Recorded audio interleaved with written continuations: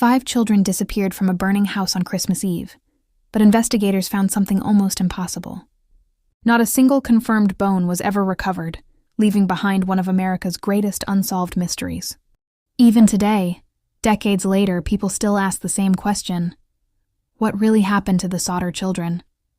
To understand the mystery, we have to go back to Christmas Eve, 1945, in Fayetteville, West Virginia. George and Jennie Sodder were raising 10 children in what seemed like an ordinary family home. Christmas had brought excitement, laughter, and new presents as the family celebrated together. No one could have imagined this would be the last normal evening they would ever share. As the celebrations came to an end, the children slowly settled down while the adults prepared for bed. Everything appeared peaceful. The Christmas tree still glowed softly as the house became quiet. Then, shortly after midnight, the telephone suddenly rang. Jennie answered, expecting an ordinary call, but instead heard a woman asking for someone she didn't recognize. As the strange caller laughed, Jennie could also hear voices and clinking glasses in the background before the call suddenly ended.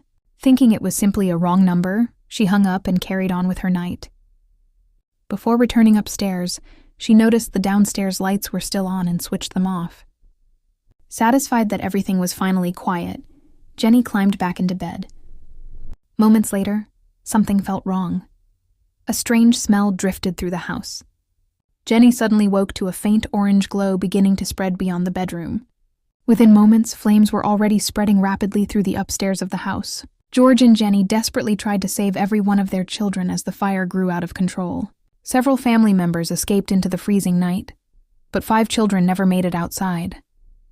George raced for the ladder he always kept against the house, but it had mysteriously disappeared. Thinking quickly, he ran to his coal trucks, hoping to climb onto the roof and reach the children through a window. Shockingly, neither truck would start, even though both had worked perfectly the day before. Helpless, the family could only watch as the house was completely consumed by flames, taking the mystery with it. By sunrise, the fire was finally out. All that remained was a pile of smoking rubble where the family home had once stood. Officials quickly declared that the 5 missing children had died in the fire, but George refused to accept that conclusion. Something about the scene simply didn't make sense. Experts told him that even the hottest house fires usually leave behind human remains, yet none could be positively identified. Then another disturbing discovery emerged. The family's telephone line hadn't burned in the fire. It had been cut beforehand. Soon after, George's missing ladder was found abandoned in a nearby ditch, far from where he always kept it. Witnesses began coming forward with strange stories about unfamiliar people seen around the property before the fire. One woman even claimed she had served breakfast to several children matching the Sodder family the very next morning. Another witness believed they had seen the children traveling away in a passing vehicle during the night. With every new lead, George became more convinced that his children had been taken, not killed. Years passed, but George and Jennie never stopped searching for answers. Their home slowly filled with maps, newspaper clippings, witness statements, and handwritten notes. Then, years later, an unexpected envelope arrived in the post. Inside was a photograph of a young man who looked remarkably like their missing son, Louis. Written on the back was a cryptic message that nobody could fully explain. Despite hiring investigators and following every lead, the photograph was never conclusively proven to be genuine. Still refusing to give up, George and Jennie erected a giant roadside billboard, displaying the faces of their missing children.